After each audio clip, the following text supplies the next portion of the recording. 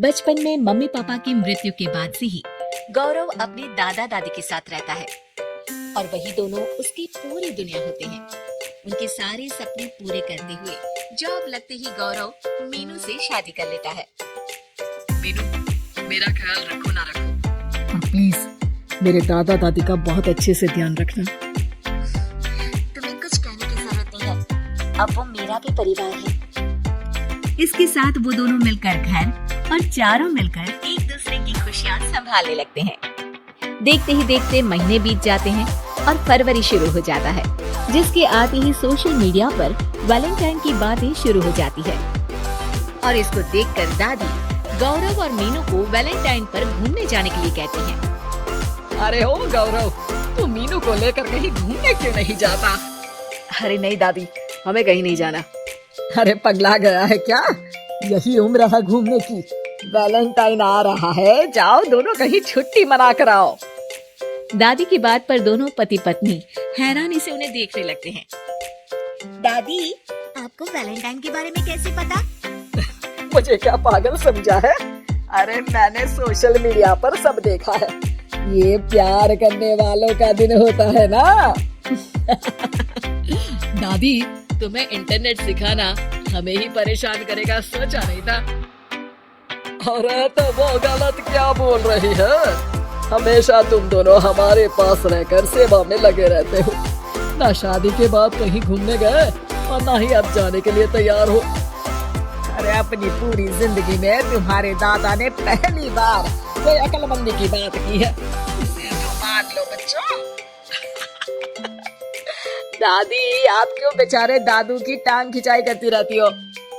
अरे वो हमारा मैटर है, तुम ये बताओ जा रहे हो या नहीं?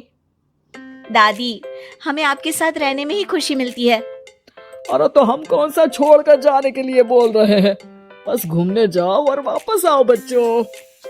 इस पर हंसकर दादा की बात टालते हुए मीनू और गौरव वहाँ से चले जाते हैं। लेकिन दादी अगली सुबह एक बार फिर दोनों को टोकती है। अरे क्यों रे चंपू, कहाँ घूमने जाएगा, कुछ सोचा क्या? दादी, वैलेंटाइन दूर है। ऐसा बोलकर गौरव घर से बाहर और मीनू रसोई में चली जाती है। ये बात बता कर गया है या तुम्हें धमका कर? तुम भी ना ज्यादा मजे मत लो और चुपचाप मेरे सिर में तेल लगाओ। जी मोहतरमा, जब से शादी हुई है चुप ही तो हूँ। दादा दादी की ये प्यार भरी नोकझोंक सुन के रसोई के दरवाजे पर खड़ी मीनू हंसने लगती है, जिसे देख दादा दादी भी हंसने लगते हैं। वैसे आप दोनों ने मुझे कभी अपनी लव स्टोरी नहीं सुनाई। अब क्या बताए बेटा, जिस दिन तुम्हारी दादी से मिले बस उसी दिन से हमारा तेल निकल गया। देखो वही तो इनके सिर में लगा रहा हूँ। वैसे आप वो भी ठीक से नहीं लगा रहे। अरे इनका तो काम ही है काम चोरी करना। शैतान, दादा दादी के बीच पंगा कराती है। सॉरी, पर क्या करूं, आप दोनों हो ही इतने क्यूट और ऐसी प्यार भरी नोकझोंक करते हुए ज्यादा क्यूट लगते हो। सब हंसने लगते हैं और इस उम्र में भी दादा दादी का ऐसा प्यार देख मीनू मंत्रमुग्ध हो जाती है।